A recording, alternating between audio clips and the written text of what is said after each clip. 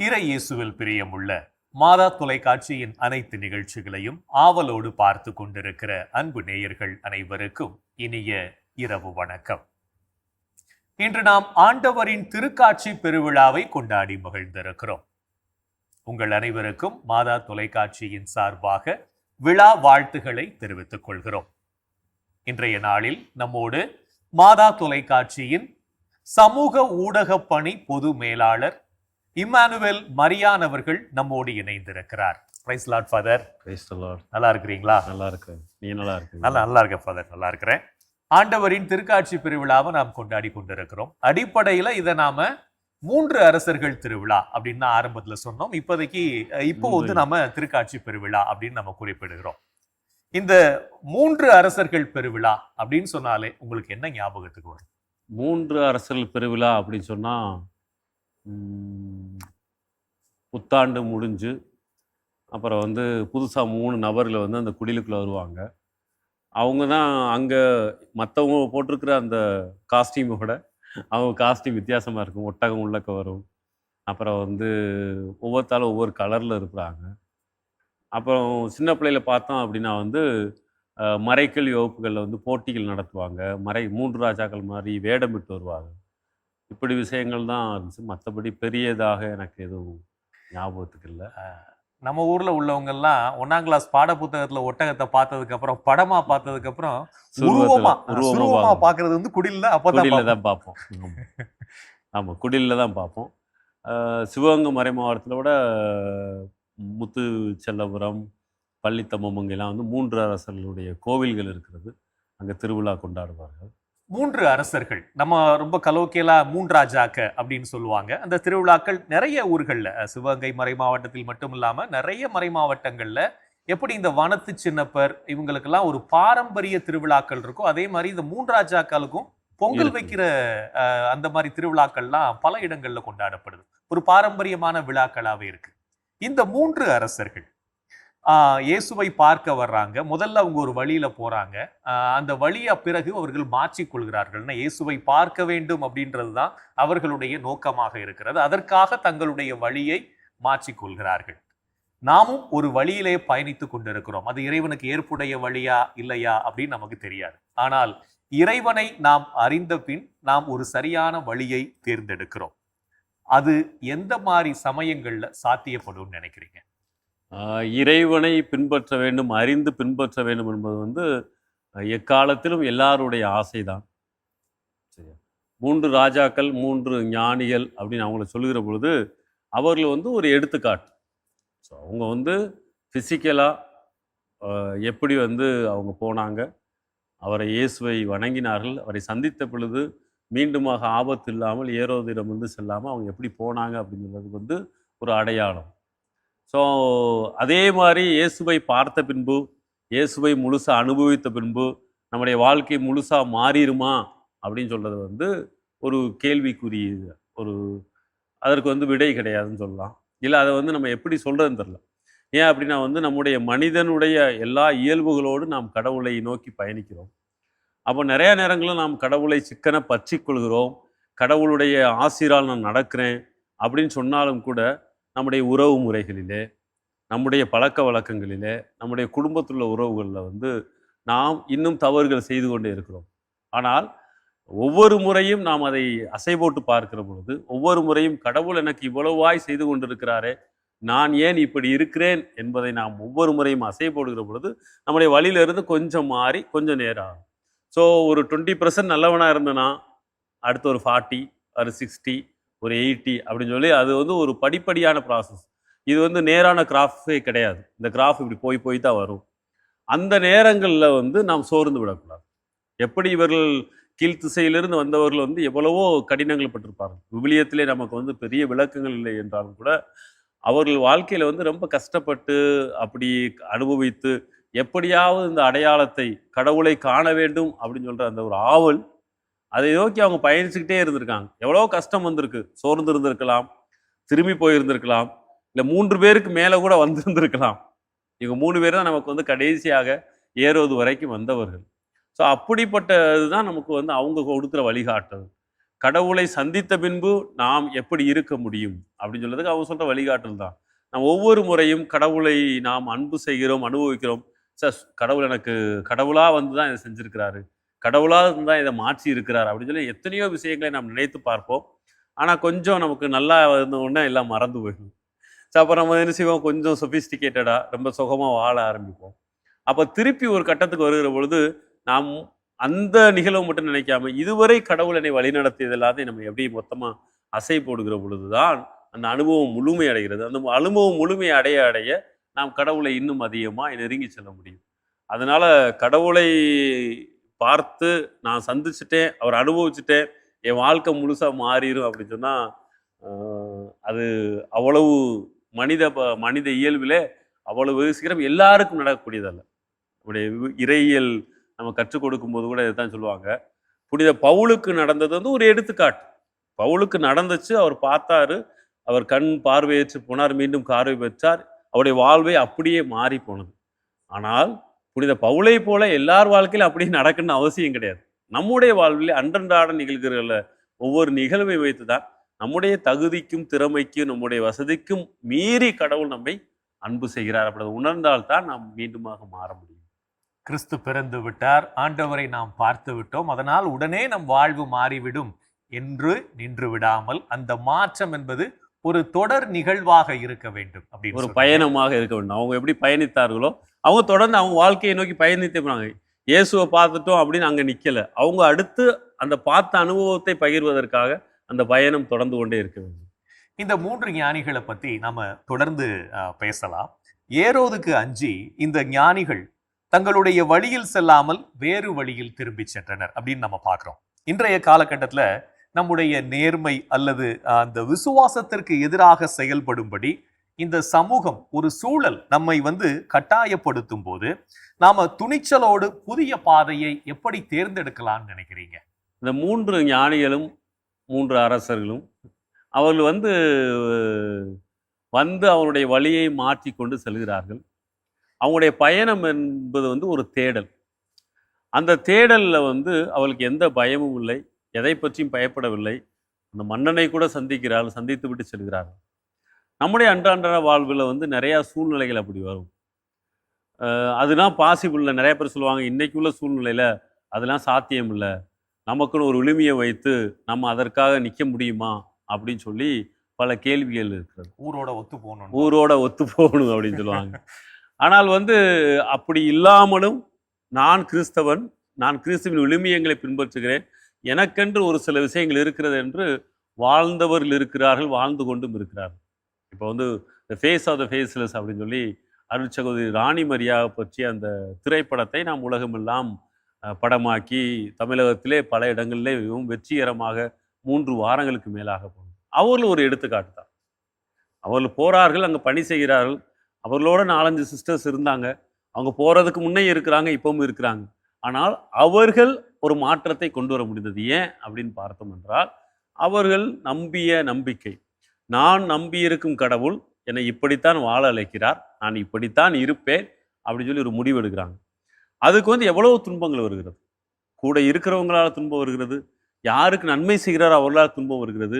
வெளியிலிருந்து பலரும் சொல்கிறாங்க இது எதுக்குமா உனக்கு தேவையா அப்படின்னு சொல்லுகிற பொழுது அந்த நிலையை கடந்து இல்லை நான் இதை நம்பி இருக்கிறேன், கடவுள் இதுதான் விரும்புகிறார் என்று சொல்லி தன் உயிரை கொடுக்கும் அளவிற்கு போன மக்கள் இருக்கிறார்கள். அப்படி வந்து பல்வேறு நபர்கள் இருக்கிறார்கள். இது நமக்கு தெரிஞ்சனால ஒரு படமும் வந்தனால தெரியுது. அன்றாட வாழ்வில் நம்மளை வந்து எல்லா விஷயங்கள்லாம் இல்லைனாலும் கூட ஒரு சில விஷயங்கள்ல ஒவ்வொருத்தரும் வந்து நிலைப்பாடு எடுப்போம். நான் இப்படி தான் இருப்பேன், இப்படி தான் இருப்பேன், தப்புனா நான் சொல்லுவேன், அதனால நீ ஹர்ட் ஆனாலும் பரவாயில்ல அப்படின்னு சொல்லி வாழக்கூடிய மனிதர்கள் இருக்கிறார்கள். அதனால வந்து உடனடியாக நம்முடைய குடும்ப சூழ்நிலையில், பிள்ளைங்களை வளர்க்குற இடத்துல, தொழில் செய்கிற இடத்துல இதுல எல்லாம் நான் இப்படி இருந்தேன்னு வச்சுக்கிறீங்களேன், எனக்கு வேலையும் கிடைக்காது, என் பிள்ளைங்களையும் வளர்க்க முடியாது, வேணா ஃபாதர் நீங்கள் வேணா வந்து அங்கே ஒரு இது நடத்துங்க, எல்லாருக்கும் சோறு போடுங்க, இருந்துட்டு நீதியாக இருக்கலாம் அப்படின்னு கூட சில பேர் கேட்கலாம். ஆனாலும் கூட இப்படிப்பட்ட ஒரு சூழ்நிலையிலும் தங்களுடைய அலுவலகத்திலேயே சின்ன சின்ன விஷயங்கள் வழியாக ஒரே நேரத்தில் எல்லாத்துலேயும் நாம் அப்படியே வாழ முடியாது. ஆனால் படிப்படியாக நம்ம வந்து கொஞ்சம் கொஞ்சமாக ஒவ்வொரு இடத்தையும் மாற்ற முடியும் அப்படின்னு சொல்றதுக்கு அவங்களுடைய எடுத்துக்காட்டு. அதனால கடவுளை எப்படி நம்பி இருக்கிறோம், அவர் என்னை எப்படி வாழ அழைக்கிறார், அதனால என்னுடைய கம்ஃபர்ட்டை, எனக்குள்ள சுகங்களை நான் குறைக்கிறதுக்கு முயற்சி செஞ்சேன் என்றால் அதனுடைய வாழ்க்கை முறை மாறும். எனக்கு இதையும் விடாம அதையும் பிடிக்கணும் அப்படின்னு நினைச்சேன்னா கஷ்டமா இருக்கும். ஸோ அதனால இதை பின்னாடி கொஞ்சம் போட்டுட்டு நம்ம முன்னாடி கொஞ்சம் போனோம்னா வாழ்க்கை மாறுவதற்கான ஒரு சூழமைவு இருக்கும். நாமும் அதை செய்து முடிக்க முடியும். புனிதர்களுடைய வாழ்க்கை அதைத்தான் நமக்கு வெளிப்படுத்துது. என்ன இருந்தாலும் இறைவனுக்காக, இறைவனின் விருப்பம் எதுவோ அதை நிறைவேற்றுவேன், உலக காரியங்களுக்கு அல்ல எனது முக்கியத்துவம் அப்படின்ற மாதிரி.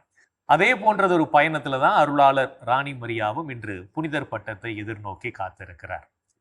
இந்த ஒரு சூழல்ல கடவுளுக்கு பரிசு அப்படின்னு சொல்லும்போது நிறைய பேர் நானே சொல்லுவேன், இந்த வாழ்க்கை கடவுள் நமக்கு கொடுத்த பரிசு. அப்படிப்பட்ட கடவுளுக்கு நாம் எதை பரிசாக கொடுக்க முடியும்னு நினைக்கிறீங்க? 3 ராஜாக்கள் விழாவை தொடங்குகிற பொழுது அவருடைய அந்த பரிசு எதா இருக்கும் அப்படின்னு நான் நினைச்சேன்னா, அவருடைய தேடல். நான் இந்த கடவுளை, இந்த நட்சத்திரம் வெளிப்படுத்திருக்கிறது, நான் அந்த பிறந்திருக்கிற அந்த கடவுளை நான் பார்க்க வேண்டும், அந்த பார்த்தவர்களை வணங்க வேண்டும் அப்படின்னு சொல்ற அந்த தேடல் தான் கடவுளுக்கு நாம் கொடுக்கக்கூடிய பரிசாக இருக்க முடியும். இன்னும் இன்னும் அதிகமாய் நான் கடவுளை தேட வேண்டும் என்பதுதான் அந்த பரிசாக இருக்க முடியும். 3 அரசர்கள் இந்தந்த பொருட்களை எல்லாம் பரிசாக கொடுத்தார்கள் அப்படின்னு நம்ம படிக்கிறோம். ஆனா அவர்களுடைய தேடல் தான் உண்மையான பரிசு அப்படின்னு சொன்னீங்க. அதே மாதிரியான ஒரு தேடலும் நமக்கு இருக்க வேண்டும். ஆண்டவரை தேட வேண்டும், தேடி கண்டடைய வேண்டும். அதுவே ஆண்டவருக்கு கொடுக்கக்கூடிய ஒரு சிறப்பான பரிசாக இருக்க முடியும்னு சொன்னீங்க. அன்று அந்த 3 அரசர்களுக்கு, ஞானிகளுக்கு நட்சத்திரம் வழிகாட்டியது. இன்றைய காலகட்டத்துல நம்முடைய தேடல்களுக்கு, நம்முடைய வாழ்க்கையில் வரக்கூடிய பிரச்சனைகளில் சரியான முடிவை எடுக்க நமக்கு வழிகாட்டக்கூடிய நட்சத்திரம் எது? நட்சத்திரம் அவங்களுக்கு ஒரு அடையாளம். இன்னைக்கு நமக்கு வழிகாட்டுவதற்கு பல்வேறு இருக்கிறது. நமக்கு மனிதனாக ஒரு எடுத்துக்காட்டு அப்படின்னு சொன்னா அன்னை மரியா. ஒரு மனிதனாக பிறந்து நம்மளோடு வாழ்ந்து அவங்க நமக்காக இன்று பரிந்துரை செய்கிறார்கள். அன்னை மரியாள் வழியாக ஒரு தாயாக இருந்து வழி நடத்துகிறார்கள் அப்படின்னு சொல்லலாம். திருச்சபையிலே நமக்கு எல்லாவற்றிற்கு மேலாக நமக்கு விவிலியம் இருக்கிறது, திருவிவிலியம் இருக்கிறது. இப்போ திருவிவிலியத்தை நம்ம சொல்லுவோம், குழந்தைகளுக்கு எப்படி சொல்லிக் கொடுக்குறதுன்னு கூட இன்னைக்கு நம்மளால சொல்ல முடியல. நிறைய வீட்டில் வாசிக்கிற பழக்கங்களும் போயிருச்சு. அதை கதை வடிவில் நம்ம அதை படிக்க ஆரம்பிக்கிற பொழுது, ஒரு கதைகளாக அறியற பொழுது, இந்த மோர் அதை படிக்க படிக்க படிக்க படிக்க நமக்கு ஆட்டோமேட்டிக்காக நமக்குள்ள மாற்றங்கள் உருவாகும் என்பதில் எந்த ஐயமும் இல்லை. எதுக்கு ஒரு 10 தடவை புதுசாக பைபிளை முழுசாக படித்தவங்க கூட திருப்பி திருப்பி ஏன் படிக்கிறாங்கன்னா, ஒவ்வொரு முறையும் படிக்கிற பொழுது நம்முடைய மனநிலைக்கு ஏற்ற மாதிரி அதை நம்மோடு பேசுவதால் நம்ம வாழ்விலே மாற்றங்கள் இருக்கிறது. அதனால வீட்டில் உள்ள குழந்தைகளுக்கு திருவிவிலியத்தில் ஃபஸ்ட்டு 5 புத்தகங்கள் இருக்கிறது, அப்புறம் வரலாற்று புத்தகங்கள் இருக்குது. எல்லாத்துலேயும் உள்ள கதைகள் போல் அந்த குழந்தைகளுக்கு முக்கியமான நிகழ்வுகளை சொல்லி கொடுக்குறது. ஓமைகளை சொல்கிறது நைட்டு கதையெல்லாம் வாசித்து சொல்லுவாங்கள்ல, அதை ஓமைகளையே கொஞ்சம் மாடல் பண்ணி அவங்களுக்கு சொல்கிறது. டெய்லி சில இடங்களில் திருப்பாடல்கள் சொல்ல சொல்லுவாங்க. திருப்பாடல் ஒரு 2-3 திருப்பாடல் 23, திருப்பாடல் 91 இப்படி சொல்லி திருப்பாடல் நமக்கு பாதுகாப்பாகவும் அரணாக இருக்கிற அந்த பாதுகாக்கும் உடைய திருப்பாடல்லே அந்த குழந்தைகளுக்கு மனப்பாடம் சொல்ல சொல்லி டெய்லி ஸ்கூல் போகும்போது சொல்லிட்டு போக சொல்லலாம். இப்படி சின்ன சின்ன விஷயங்களை நாம் வழிகாட்டணும். அதுக்கு முன்னாடி வீட்டில் உள்ளவங்க தான் ஃபஸ்ட்டு பண்ணணும். வீட்டில் உள்ளவங்களுக்கு அந்த பழக்கம் இருக்கணும். நமக்கு அன்னை மரியாள் சொல்லிக் கொடுப்பாங்க. விவிலியம், வீட்டில் நிறையா விவிலியம் இருக்கிறது, நிறையா புத்தகங்கள் இருக்கிறது, மாதா தொலைக்காட்சி இருக்கிறது, தொலைக்காட்சியில் நிறையா விவிலியம் சார்ந்ததாகவோ மற்ற எல்லா நிகழ்ச்சிகளும் இருக்கிறது, எல்லாமே இருக்கிறது. ஆனால் இந்த குழந்தைகள், இந்த தலைமுறைக்கு யார் கொடுக்க முடியும் என்றால் பெற்றோர்கள் தான். நட்சத்திரம் அன்று ஒரு வழிகாட்டியாக செயல்பட்டது. இன்றைய வழிகாட்டி அப்படின்னு கேட்கும்போது, இன்றைய நட்சத்திரம் நமக்கு எது நட்சத்திரம் அப்படின்னு கேட்கும்போது, அடிப்படையில் கடலின் நட்சத்திரம் அப்படின்ற பொருள்படும் மரியா நமது வழிகாட்டியாக நட்சத்திரமாக இருக்கிறார் அப்படின்னு சொன்னதோட மட்டும் இல்லாம, அதை விட இறை வார்த்தை உண்மையிலேயே நமக்கு எந்த ஒரு பிரச்சனைகளிலும், எந்த ஒரு துன்ப நேரத்திலும் நமக்கு ஆறுதல் அளிக்கக்கூடிய ஒரு அருமருந்தாக இருக்கிறது அப்படின்ற கருத்தையும் முன்வச்சிங்க. இன்றைய காலகட்டத்தில் அதிகாரத்தில் இருப்பவர்கள் அல்லது நம்மோடு இணைந்து பணி செய்யக்கூடியவர்கள் தவறான பாதையில செல்லும் போது நாம எப்படி நம்முடைய நிலைப்பாட்டை தெளிவாகவும் துணிச்சலாகவும் வெளிப்படுத்துறது? நிறையா நமக்கு தெரியும், இதெல்லாம் அநியாயம் நடக்குது, இதெல்லாம் சரியில்லை அப்படின்னு சொல்றது இருக்கும். அப்போ அதை துணிச்சலோட நம்ம வெளிப்படுத்தி ஆக வேண்டும். வெளிப்படுத்துறதுக்கு எப்போ நமக்கு துணிச்சல் நமக்கு வரும் அப்படின்னா இழப்பதற்கு தயாராக இருக்க வேண்டும். நம்ம எதையாவது இழந்துதான் ஆக வேண்டும். சரிங்களா? அதில் காம்ப்ரமைஸ் கிடையாது. ஏன் அப்படின்னா வந்து ஒரு இப்போ நம்மளோட பணி செய்கிறாங்க, ஒருத்தர் தவறு செய்கிறாங்க சொல்லுற பொழுது அவங்க எப்படி எடுத்துக்கிருவாங்கன்னு தெரியாது. அவங்கள எப்படி நம்ம ஃபேஸ் பண்ணணும்னு நமக்கு கஷ்டமாக இருக்கும். ஆனால் அவர்களோடு தான் நாம் வாழ வேண்டும். அந்த நம்மளை சுற்றி நிறைய நபர்கள் இருப்பாங்க. இப்போ அங்கே பணியாளர் இருக்கிறார்கள். அவரோட டெய்லி அவளை போய் பார்க்க தான் செய்யணும். அவங்களோட இன்டராக்ட் பண்ணணும். ஆனால் இதை சொன்னால் தப்பாக எடுத்துக்கிடுவாங்களோ, நம்மள்ட்ட பேச மாட்டாங்களோ, இல்லை நம்மளை வந்து நம்மளை பற்றி தப்பாக பேசுவாங்களோ, இப்படியெல்லாம் நிறையா நமக்கு தோணும். ஆனால் வந்து தவறு அப்படின்னு சொல்லி நாம் சுட்டி காட்டவில்லை என்றால் யாரும் சுட்டி காட்ட முடியாது. நாம் நம்மை திருத்திக் கொள்ளவில்லை என்றால் யாருமே திருத்த முடியாது அப்படின்னு சொல்லுவாங்கல்ல. அது மாதிரி சில நேரங்களில் நம்மள்ட்டையும் அதே நேரத்தில் வந்து மற்றவங்க இது தவறு அப்படின்னு சொன்னால் அதை ஏற்றுக்கொள்ளக்கூடிய மனப்பக்குவம் இருக்குது. அதுக்கெல்லாம் அனுபவமும் வேண்டும். நான் படிக்கிற பொழுது சொல்லுவாங்க, எங்களுக்கு வந்து இந்த ஸ்டூடெண்ட்ஸ் கவுன்சில்னு இருக்கும் தியாலஜி படிக்கும்போது. அப்போ வந்து சீனியர் ப்ரொஃபஸர்லாம் இருப்பாங்க. 80 ப்ளஸ் உள்ளவங்களாம் இருப்பாங்க. எல்லாருமே இருப்பாங்க. அந்த கவுன்சிலில் வந்தால் எவ்ரிபடி இஸ் ஈக்குவல். அப்போ வந்து யார் யாரையும் கொஸ்டின் பண்ணலாம், யார் அவங்களுடைய கருத்தை தெரிவிக்கலாம். அப்போ ஒரு முறை ஒரு ஒரு முக்கியமான ஒரு விஷயத்தை பற்றி ஒரு டிஸ்கஷன் வந்துச்சு. ஒரு கலந்துரையாடல் வருகிற பொழுது என்னோட படிக்கிறவங்க, என்னுடைய சீனியர் ஜூனியர் எல்லாருமே இஷ்டத்துக்கு எந்திரிச்சு பேசினாங்க. அப்போ சீனியர் ப்ரொஃபஸர் எழுந்துச்சு சொன்னார், நீங்கள் பேசுகிறதெல்லாம் கரெக்டு. 2 விஷயங்கள் எப்போவுமே நம்ம வந்து மனசு வச்சுக்கணும். ஒன்று வந்து கரேஜ், அதாவது நமக்கு ஒரு தைரியம் இருக்கணும். அதே நேரத்தில் வந்து மற்றவர்களை பற்றி அந்த கன்சிடரேஷன் இருக்கணும். அக்கறை இருக்கணும். தைரியம், அக்கறை. என்னது தைரியம், எது அக்கறை அப்படின்னு சொல்கிற பொழுது தப்பு அப்படின்னா அதை சொல்வதற்கான தைரியம் நமக்கு இருக்கணும். இந்த கரேஜ் இருக்க வேணும். அதே நேரத்தில் யார்கிட்ட சொல்கிறோமோ அவங்க மேலே அக்கறை இருக்கணும். கன்சிடர் பண்ணணும், கன்சிடரேஷன் இருக்கணும். நான் இப்போ வந்து நீங்கள் உங்கள் மேலே ஒரு தப்பு கண்டுபிடிச்சிட்டேன் அப்படின்னா நான் வந்து நீங்கள் யார், உங்களுடைய வயசு என்ன, உங்களுடைய சூழ்நிலை என்ன, அதையெல்லாம் கன்சிடர் பண்ணி அதுக்கு ஏற்ற மாதிரி அதை சொல்லணும் அப்படின்னு சொல்கிறேன். இப்போ நீங்கள் என்கிட்ட ஒன்று சொல்லணும்னா, ஓகே இவர் இப்படி இப்படி இப்படி இதெல்லாம் இருக்குது, அப்போ இவர்கிட்ட இப்படி சொன்னால் அவர் மாற்றுவதற்கு நம்முடைய கோல் என்னென்னா நம்ம சொல்ல வேண்டியது அவங்களுக்கு சேரணும். அவங்களுக்கு கொஞ்சம் மாற்றம் வந்தால் அவங்களுக்கு நல்லது, நமக்கு நல்லது. இதான் அதனுடைய கோல். ஆனால் அதை சொல்லுகிற விதம் தான் அதை செய்ய போகிறது. அதனால் வந்து நாம் தப்பை நேர்மையாக இருக்க வேண்டும், தப்பை சுட்டி காட்ட வேண்டும். அதில் எந்த மாற்று கருத்து இல்லை. ஆல்வேஸ் நம்ம வந்து ரிமெம்பர் பண்ணணும். Courage with consideration. தைரியத்தோடு சொல்ல வேண்டும், ஆனால் அதில் அக்கறை இருக்க வேண்டும். அதுதான் சிறந்ததாக இருக்கும் என்று நான் நினைக்கிறேன். திருக்காட்சி என்பது அரசரிலிருந்து ஆடு மேய்ப்பர் வரை யாரும் எங்கே எப்பவும் போய் இந்த கடவுளை வணங்க முடியும் அப்படின்னு சொல்றது தான் அந்த திருக்காட்சி பெருவிழா. அப்போ வந்து இன்னைக்கு வந்து ஒரு சூழமையில் வந்து நாம் வந்து சொல்றோம், ஒருத்தர் பிச்சை எடுத்திருக்கிறார், வயசானவர், முடியாதவர். அவர் வந்து காசு கேட்கிறார், ஒரு சாப்பாடு வாங்கி கேட்கிறார், காசு கொடுங்க, ஒரு சாப்பாடு வாங்கி கொடுக்குறாரு. நான் போய் ஒரு ஜூஸ் குடித்தோம்னா 100 ரூபா, ஒரு சாப்பாடு 80 ரூபா 100 ரூபாய் இருக்கு. அதை வந்து அவர்கிட்ட வாங்கி கொடுத்தோம்னா அவருக்கு போகும். ஆனால் நம்ம நிறைய நேரங்களில் வந்து இவங்களுக்குலாம் கொடுத்து பழக்கக்கூடாது அப்படின்னு ஒரு சில பேர் சொல்லுவாங்க. இவங்களை போய் ஏன் உழைக்க முடியாதா அப்படின்னு சொல்லுவாங்க.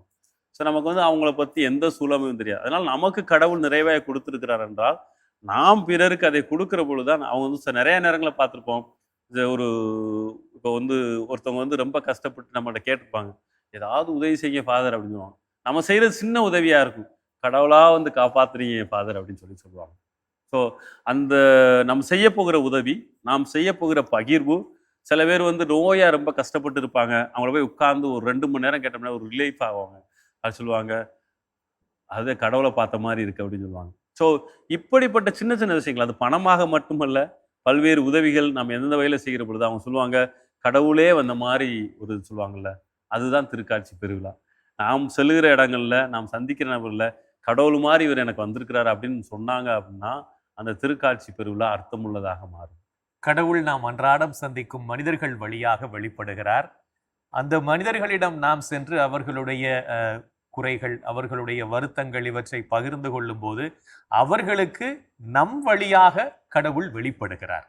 இப்படி அது ஒரு தொடர் நிகழ்வாகவே இருக்கு.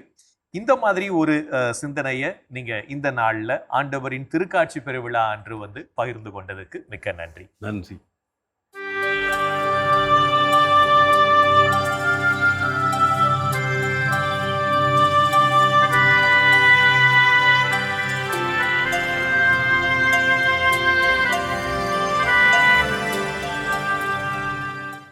அன்புக்குரியவர்களே, திருக்காட்சி பெருவிழா என்பது கடவுள் எல்லாருக்கும் எல்லாமாக நம்மிடையே இருக்கிறார் என்பதுதான் அந்த திருக்காட்சி பெருவிழாவினுடைய அர்த்தம்.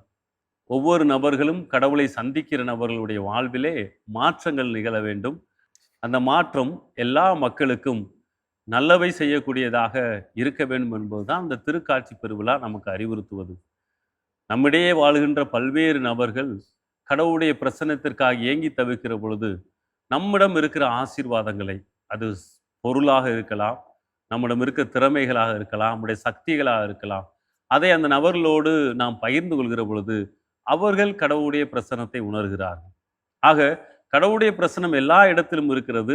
அதை பெற்றுக்கொள்ள முடியாதவர்கள், அதை அனுபவிக்க முடியாத சூழ்நிலையில் உள்ளவர்களுக்கு நாம் நம்மால் முடிந்தவற்றை செய்கிற பொழுது அவர்கள் கடவுளை கண்டுகொள்வார்கள். அவர்கள் இந்த மனிதனிடம் கடவுள் இருக்கிறார், இந்த மனிதனைப் போல நானும் வாழ ஆசிக்கிறேன் என்று அவருடைய வாழ்வு நிலையும் மாறுவதற்கும் அது சாத்தியமாக அமைகிறது. எனவே இந்த திருக்காட்சி பெருவிழாவிலே இன்றைய நாளிலே கடவுள் என்னை ஆசீர்வதித்திருக்கிறார், நான் கடவுளை பற்றி கொள்கிறேன், எல்லா சூழ்நிலையிலும் என்ன நடந்தாலும் நான் கடவுளை பற்றி கொண்டு என் வழியை மீண்டும் மீண்டுமாய் புதுப்பித்து செல்வேன். அதே வேளையிலே எனக்கு இருக்கிற எல்லாவற்றையும் மற்றவர்களோடு பகிர்ந்து கொண்டு மற்றவருடைய வாழ்வு பாதையை, வாழ்க்கை நிலையை நான் மேம்படுத்துவதன் வழியாக அவர்களில் கடவுளை கொண்டு வருவேன் என்பதுதான் நாம் எடுக்க வேண்டிய உறுதிமொழியாகும். இவற்றையெல்லாம் நம் அன்றாட வாழ்வில் கடைபிடிக்கிறோமா என்று சிந்தித்து பார்ப்போம்.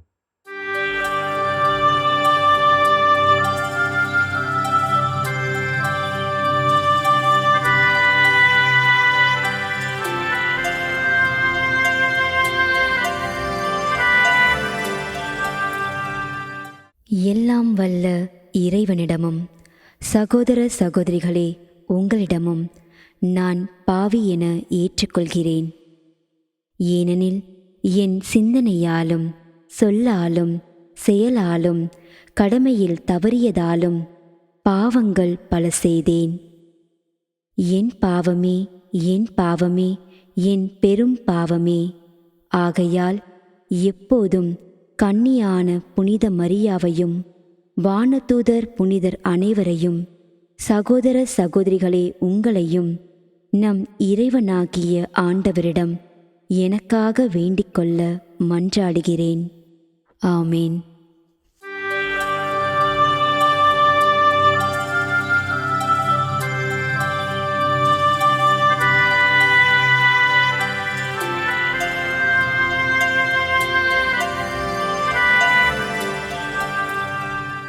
நாளைய திருப்பலி வாசகங்கள். முதல் வாசகம் திருத்துதர் யோவான் எழுதிய முதல் திருமுகத்திலிருந்து வாசகம். அதிகாரம் 3, இறைவார்த்தைகள் 22 முதல் அதிகாரம் 4 இறைவார்த்தை 6 வரை. பதிலுரை பாடல். திருப்பாடல் அதிகாரம் 2 இறைவார்த்தைகள் 7 முதல் 8 மற்றும் 10 முதல் 11. மத்தேயு எழுதிய தூய நற்செய்தியிலிருந்து வாசகம். அதிகாரம் 4 இறைவார்த்தைகள் 12 முதல் 17 மற்றும் 23 முதல் 25 வரை. அக்காலத்தில் யோவான் கைது செய்யப்பட்டதை இயேசு கேள்விப்பட்டு கலிலேயாவுக்கு புறப்பட்டு சென்றார். அவர் நாசரேத்தை விட்டு அகன்று செபுலோன், நப்தலி ஆகிய இடங்களின் எல்லையில் கடலோரமாய் அமைந்திருந்த கப்பர்நாகுமுக்கு சென்று குடியிருந்தார். இறைவாக்கினர் எசாயா உரைத்த பின்வரும் வாக்கு இவ்வாறு நிறைவேறியது. செபுலோன் நாடே, நப்தலி நாடே, பெருங்கடல் வழி பகுதியே, யோர்தானுக்கு அப்பால் உள்ள நிலப்பரப்பே, பிறவினத்தார் வாழும் கலிலேயாவே, காரிருளில் இருந்த மக்கள் பேரொளியை கண்டார்கள். சாவின் நிழல் சூழ்ந்துள்ள நாட்டில் குடியிருப்போர் மேல் சுடரொளி உதித்துள்ளது. அது முதல் இயேசு, மனம் மாறுங்கள், ஏனெனில் விண்ணரசு நெருங்கி வந்துவிட்டது என பறைசாற்றத் தொடங்கினார். அவர் கலிலேய பகுதி முழுவதும் சுற்றி வந்தார். அவர்களுடைய தொழுகை கூடங்களில் கற்பித்தார். விண்ணரசு பற்றிய நற்செய்தியை பறைசாற்றினார். மக்களிடையே இருந்த நோய் நொடிகள் அனைத்தையும் குணமாக்கினார். அவரை பற்றிய பேச்சு சிறிய நாடு முழுவதும் பரவியது. பல்வேறு பிணிகளாலும் வாதைகளாலும் வருந்திய நோயாளர், பேய் பிடித்தோர், மதிமயங்கியோர், முடக்குவாதமுற்றோர் ஆகிய அனைவரும் அவரிடம் அழைத்து வரப்பட்டனர். அவர் அவர்களை குணமாக்கினார். ஆகவே கலிலேயா, தெக்கப்பொலி, எருசலேம், யூதேயா, யோர்தானுக்கு அக்கறை பகுதி ஆகிய இடங்களிலிருந்து வந்த மக்கள் பெரும் திரளாய் அவரை பின்தொடர்ந்தார்கள். ஆண்டவரின் அருள்வாக்கு. கிறிஸ்துவே உமக்கு புகழ். ஆண்டவரே உம் கையில் என் உயிரை ஒப்படைக்கின்றேன். ஆண்டவரே உம் கையில் என் உயிரை ஒப்படைக்கின்றேன். உண்மையின் ஆண்டவராகிய கடவுளே, எம்மை மீட்டவர் நீரே. ஆண்டவரே உம் கையில் என் உயிரை ஒப்படைக்கின்றேன். தந்தைக்கும் மகனுக்கும் தூய ஆவியார்க்கும் மாட்சி உண்டாவதாக. ஆண்டவரே உம் கையில் என் உயிரை ஒப்படைக்கின்றேன். அன்பு நெஞ்சங்களே, இன்றைய ஆண்டவரின் திருக்காட்சி பெருவிழா நாளிலே மாதா தொலைக்காட்சியின் சமூக ஊடக பணி பொது மேலாளர் அருள்பணி இம்மானுவேல் மரியான் அவர்கள் நம்மோடு இணைந்து ஆண்டவரின் திருக்காட்சி பெருவிழாவை பற்றிய தன்னுடைய கருத்துக்களை நம்மோடு பகிர்ந்து கொண்டார். மீண்டும் உங்கள் அனைவருக்கும் ஆண்டவரின் திருக்காட்சி பெருவிழா நல் வாழ்த்துக்களை தெரிவித்துக் கொள்கிறோம். உங்கள் அனைவருக்கும் ஆண்டவரின் திருக்காட்சி பெருவிழா நல் வாழ்த்துக்களை தெரிவித்துக் கொள்கிறோம். இயேசுவுக்கே புகழ், இயேசுவுக்கே நன்றி, மரியே வாழ்க.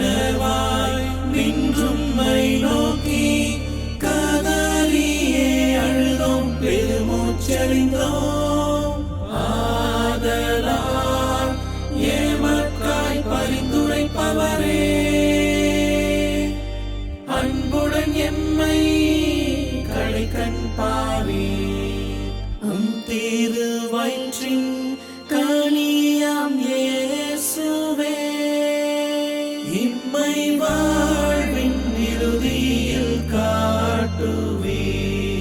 கருணையின் உருவே, தாய்மையின் கனிவே, இனிமையின் அன்னையே மரியா போற்றி.